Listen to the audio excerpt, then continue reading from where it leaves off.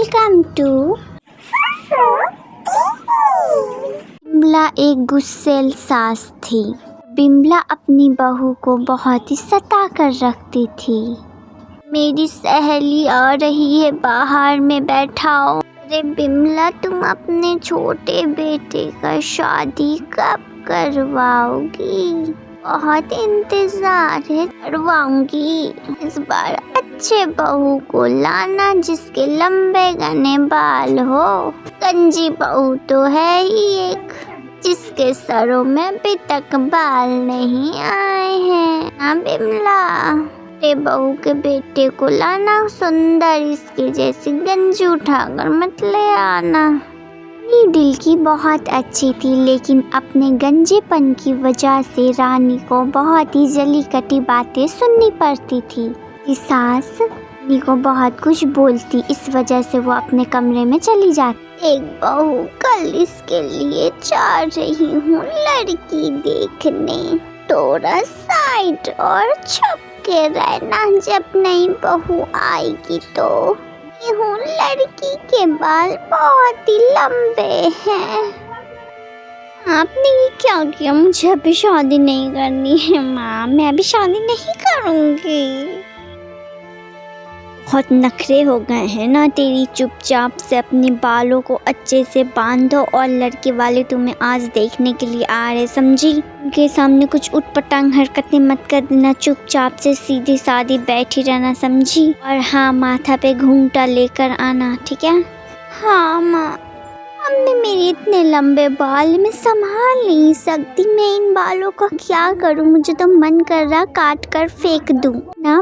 इतना भारी, मुझे तो लगता है मेरी माथा ही टूट कर गिर जाएगी। अपने बाल का क्या करूं? मैं ऐसे ही खुला छोड़ देती हूँ, देखने में भी अच्छा लग रहा है। आप बताओ ना मम्मा, मैं क्या करूँ? इतने लंबे बाल उन्हें पसंद भी आएंगे या नहीं? इतना ज़्यादा भारी ना मेरा बाल की मत ही पूछो मम्मा। आप तो मेरी बालों में एलोवेरा, होममेड ऑयल, ये ऑयल, प्याज, ये वो लगाकर आपने मेरी इतने लंबे बाल कर दिए हैं कि मैं अब कुछ नहीं कर सकती। इतने ज़्यादा घने बाल हो गए हैं कि मुझसे अब रहा भी नहीं जा रहा है। आप ही बताइए माँ, मैं क्या करूँ? बताइए आप ही, मैं इन बालों का क्या करूँ? लंबे बालों के लिए सब दुआएं करते हैं, प्रार्थना करते हैं, समझी? और तेरे बालों का मैं इतनी हिफाजत से लंबे की हूँ, तो अब तेरे नखरे ही नहीं रुक रहे हैं। यूट्यूब पर मैंने इतने सर्च कर के ऑयल देखा, एलोवेरा लगाया, प्याज का रस लगाया, तब जाके तेरे बाल इतने लंबे हुए हैं। सबसे अच्छी बात तो ये है कि तेरे बालों पे ये एलोवेरा, प्याज के तेल, ये सब सूट किया है।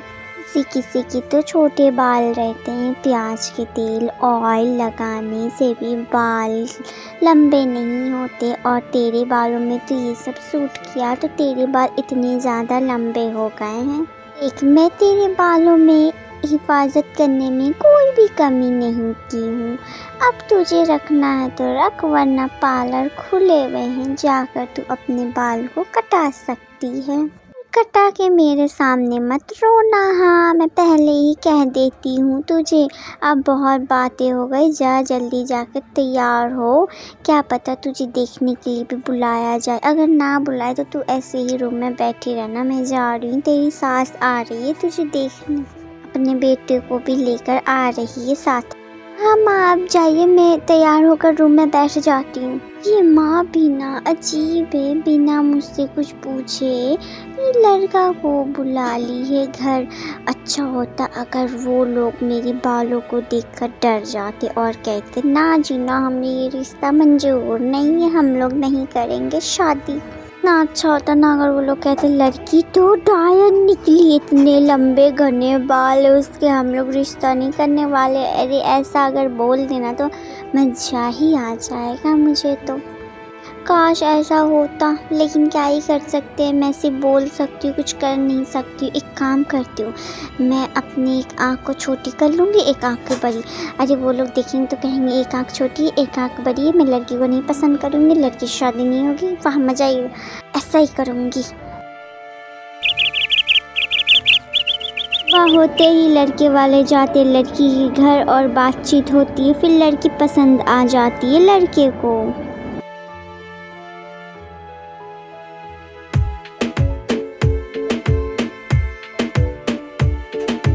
श्रीदेवी की बहू तो कितनी खूबसूरत है। हाँ, उसका बेटा अजय भी तो इतना ही हैंडसम है, तो बहू तो आनी ही थी हैंडसम। अरे श्रीदेवी भी तो देखो ना कितनी खुश लग रही है। आइए बैठिए आप। गंजी है तेरी जेठानी। हाँ, ये क्या कह रही माँ जी आप? बहू तेरी जेठानी गंजी है। मुझे शुरू से लंबे बालों वाली लड़की पसंद है। सब बातें सुनकर लीला और भी गुस्सा हो जाती है और उसके खोपड़ी में अजब गजब बातें चल रही थी। रानी के लिए ये सोच रही थी कि रानी के बालों में कुछ ऐसा कर देगी कि वो भी गंजी हो जाए। लीला बहुत ही ज़्यादा गुस्सा हो जाती है। रानी की बच्ची को तो बताती हूँ, इसके सारे बाल ऐसे गायब करूँगी ना जिससे कुछ पता ही नहीं चलेगा। पता नहीं इन लोगों को इतने लंबे बाल पसंद है। मुझे तो पूरी डाइन की डाइन लगती है, पूरी डाइन की दादी लगती है। मुझे तो इतने लंबे बाल है इसके। मुझे तो श्रीदेवी अपनी दोनों बहुओं को आवाज़ लगाती है और उन्हें अपने कमरे में बुलाती है। श्रीदेवी की दोनों बहू आ जाने से श्रीदेवी को भी चैन नहीं मिलता। अरे ओ बहू कब से आवाज़ लगा रही हूँ। माँ जी वो बस मैं किचन में थी इसलिए। माना तू किचन में काम कर रही थी, लेकिन ये टकली कहाँ थी? ये टकली क्या कर रही थी जो इसे सुनाई नहीं दे रही है मेरी आवाज़? चलो अब गाड़ी आ गई है, चलो तुम लोग तो तैयार हो गाड़ी को निकालने। उस पार्टी में सब कोई निके ही बाल को घूर घूर के सब देख रहे थे।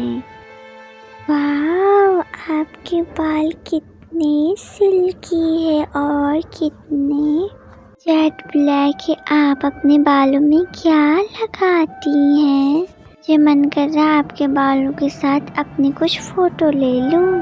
ये ना लंबे बाल बहुत पसंद है, सच्ची में सच बता रही हूँ आपको। इधर लीला को बहुत ही ज़्यादा जलन हो रही थी क्योंकि सब रानी की बालों का ही तारीफ किए जा रहे थे।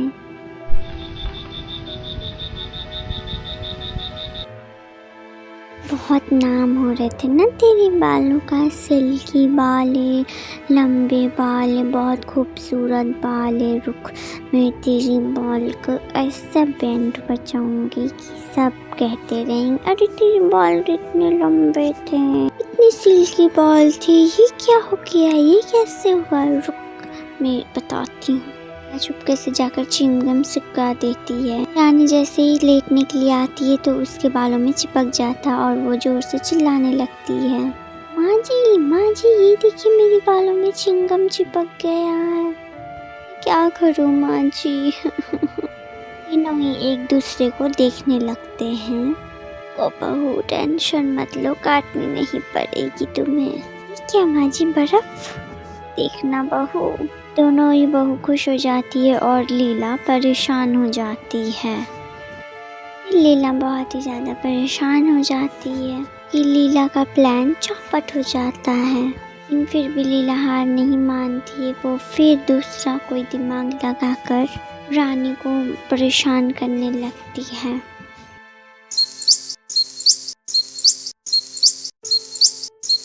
सुबह रानी जब अपने बालों को धूप में सुखा रही थी तब लीला को आइडिया आता है।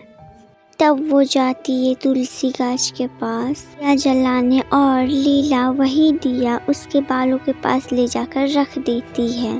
धीरे धीरे रानी के बालों में आग पकड़ लेती है और ये सब जय देख लेता है। नहीं माँ जी बस कीजिए, किस चीज़ का बस करूँ मैं? हाँ बता तू ही, तुझे ठीक से आग डलाना चाहिए था ना। मेरे बहू के बालों में अगर पूरा आग पकड़ लेता तब क्या होता पता है तुझे? तू खुद तो गंजी है लेकिन दूसरों की फिक्र नहीं है तुझे। नहीं माँ, ऐसी कोई बात नहीं है। मैं गंजी हूँ तो क्या हो, किसी को मेरा फिक्र ही नहीं है। एक दिन फिर लीला आती है रानी के कमरे में और उसके तेलों में बाल झड़ने वाली ऑयल मिला देती है और वो लगा लेती है। नो, ये देखिए जी मेरे कितने हेयर फॉल हो रहे हैं। तो तुम्हें डॉक्टर के पास जाना पड़ेगा, समझी? रानी अपना ट्रीटमेंट के साथ साथ लीला का भी ट्रीटमेंट करवाती है हेयर का। और फिर लीला के सर में भी बाल आ जाते हैं और वो सबसे माफ़ी भी मांग लेती है और लीला को सब माफ़ भी कर देते हैं। सब कोई खुशी खुशी रहने लगते हैं।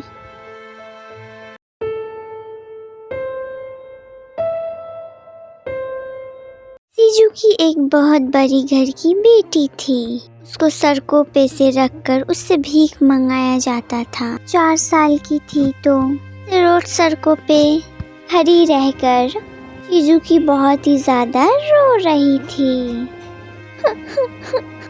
मम्मी कहाँ? आपकी बहुत याद आ रही है। चलो हम लोग भीख मांगने चलते हैं, वरना ये बोले अंकल हमें बहुत मारेंगे। मुझे ऐसा क्यों लगता है कि मैं कोई अमीर घर से आई हूँ, मैं फकीर घर की बेटी नहीं हूँ। मम्मा पापा की बहुत याद आती है। तुम लोगों को याद नहीं आती है? अच्छा नहीं लगता लोगों से भीख मांगना? तो बहुत कुछ खाने का मन कर रही है, अंकल तो खाने भी नहीं देते हैं। आप कौन हो भैया? भी हमारी तरह भीख मांगते हो? हाँ, मैं भी तुम लोगों की तरह भीख मांगता हूँ। तुम जब छोटी थी तब यहाँ रेलवे स्टेशन पर एक बहुत बड़ा एक्सीडेंट हो गया था जिसमें तुम्हारे माता पिताजी भी थे। अभी एक्सीडेंट हो गया था, इसलिए मेरा दिल मानने को तैयार ही नहीं हो रहा था कि मैं भीख मांगने वाली घर की बेटी हूँ। मेरी माता पिताजी की बहुत याद आती है मुझे। ये अंकल बिल्कुल भी अच्छे नहीं। जिस दिन मैं भीख मांगने नहीं आती हूँ मुझे बहुत डांट मिलती है। मुझे यहाँ नहीं रहना, मुझे पढ़ाई करने का बहुत मन करता है। वो बुरे अंकल देख लेंगे कि मैं भीख नहीं मांग रही हूँ, बातें कर रही हूँ तो और भी डांटेंगे। सुजुकी रोड पर भीख मांगते मांगते वहाँ पर एक स्कूल था, तो वो स्कूल में टीचर पढ़ाती तो उसकी आवाज़ से सुजुकी बाहर से ही अपनी पढ़ाई को भी कंप्लीट करती है और वो धीरे धीरे सब सीख लेती है। अरे भैया आप आइए, आपको देखी तो। हाँ, तुम मुझे देखी? स्कूल में पढ़ रही थी तो आपको मैं देखी थी खिड़की से। छोटी में तुम ऐसे ही नखरा करती थी और हाँ, कुछ हुआ था तुम्हारे साथ, अब समझी? जब तुम 5 साल की थी। ओह अच्छा, जिससे आयु में भीख मांगते, लेकिन अब नहीं। मैं अब किसी से कोई भीख नहीं मांगूंगी। भैया कुछ करना पड़ेगा। ये बातें मुझे नहीं मालूम थी लेकिन आपने बता दिया। तो बचपन में भीख मांगते मांगते पास में जो स्कूल थी ना, उससे मैं कुछ पढ़ ली हूँ। कैसे पढ़ ली हूँ? मैं भीख मांगा करती थी तो स्कूल के बाहर खिड़की के बाहर आवाज़ आती थी टीचर की, तो मैं उस सब सुन के अपनी पढ़ाई भी कुछ बहुत सीख ली हूँ। जैसे कि हम लोग अलग शहर में जाकर फूड फास्ट बेचेंगे। मुझे लगता है कि वहाँ बहुत ही ज़्यादा पैसे हो जाएंगे हमारे पास। हमारे तो हाथ पैर भी सलामत है, लेकिन हम लोग क्यों मांगे भीख? क्या हम लोग खुद से कमा नहीं सकते हैं? या मुझे जाना पड़ेगा पैसे कमाने के लिए, और नई जिंदगी में कुछ भी नहीं रखा गया पैसे के सिवा। यहाँ से 4 किलोमीटर दूर एक गांव है, वहाँ पर कोई भी दुकान नहीं है। मैं सोच रही हूँ वहीं चली जाऊँ। तक आप इधर संभालना, वहाँ पर मैं अकेले सब कुछ करके पैसे कमाने लगूंगी ना भैया, तो फिर आप आ जाइएगा। वो सब कुछ बता दी हूँ। मैं यहीं से निकल जाती हूँ, वरना उसको पता चलेगा तो वो मुझे जाने ही नहीं देगा। ते भैया आप। लेकिन तुम अकेले? अच्छा ठीक है, तुम बहुत अच्छे से जाना, ठीक है ना, ख्याल रखना। कुछ पैसे हैं मैं तुम्हें दे देता हूँ, यहाँ मैं सब संभाल लूँगा। जी भैया, आप अपना ख्याल रखिएगा और आपको मौका मिलते ही आप उस गांव में आ जाइएगा, ठीक है भैया। मैं चलती हूँ भैया, ठीक, जा रही हूँ। कुछ देर बाद सुजुकी एक बहुत बड़े शहर में आ जाती है और उसे रास्ता का कुछ पता भी नहीं होता है और सुजुकी को कुछ समझ भी नहीं आता है। फिर भी सुजुकी हार नहीं मानती है। मुझे तो कुछ समझ में नहीं आ रहा, यहाँ पर कोई है भी नहीं, मैं किससे पूछूं? यहाँ का मार्केट कहाँ पर है, क्या करूं? सुजुकी पता पूछते पूछते आखिर वो शहर से निकलकर गांव में पहुंच ही जाती है। अब सुजुकी की जान में जान आती है, वो असली जगह पहुंच जाती है। सुजुकी अपना रेडी लगाती है फूड फास्ट का और उसके ग्राहक आने लगते हैं। सबको बहुत ही पसंद आता है। ओह बेटे वाह, बहुत टेस्टी हुआ है ये। धन्यवाद, और लीजिए ना, और दूँ आपको? कुछ चाहिए आपको? और आप इस बात को दूर दूर तक पहुंचा दीजिएगा। क्यों नहीं, और दो बेटा, पॉलिथीन में पैक करके दो, घर लेकर जाऊंगा मेरी पोती के लिए। चलो, एक तो टेंशन ख़त्म हुई। अच्छा हुआ कि इस गांव में मेरी फूड फास्ट बहुत ही अच्छा बिक रहा है। बस वहां से भैया को बुला लूँ, उसके बाद दोनों मिलकर बहुत पैसे कमाएंगे। बहुत पैसे होने लगेंगे, फिर मैं भैया की शादी करवा दूंगी एक अच्छी सी लड़की देखकर। अभी के लिए तो मुझे बहुत सारे पैसे कमाना, और मुझसे तो अकेले होता भी नहीं है। दुकान भी नहीं संभाला जाता, एक जन और भी लगेगा जिससे कि दुकान बहुत ही अच्छा से चल सके। तो और मैं भैया को खबर कैसे दूँ? ओह हाँ, मैं उनको फ़ोन कर दूंगी। पर भैया वहाँ से आएंगे कैसे? ये सोचकर सुजुकी बहुत ही ज़्यादा परेशान हो गई थी, क्योंकि सुजुकी को पता था वहाँ से आना बहुत ही मुश्किल वाला काम है। रात होते ही सुजुकी सो जाती है। सुबह होते ही सुजुकी का भैया आ जाता और दोनों ही मिलकर फूड फास्ट का दुकान करके बहुत ही अच्छे से पैसे कमाने लगते हैं। देखो अब मैं आ गया हूँ, वहाँ से आना बहुत ही मुश्किल वाला काम था। हाँ भैया, मुझे पता अब बहुत सारे पैसे होने वाले हैं। अब मैं आपको शादी करवा दूंगी एक अच्छी सी लड़की देखकर। तरह से सुजुकी और सुजुकी का भैया गोपाल दोनों ही अच्छे से कमाते हैं। हेलो दोस्तों, आप लोगों को हमारी कहानी कैसी लगी? अगर अच्छी लगी हो तो लाइक, कमेंट, शेयर और चैनल को सब्सक्राइब करना ना भूलें और पास में बेल आइकन को ऑल पे क्लिक कर दें हर दिन नई कहानी देखने के लिए। धन्यवाद।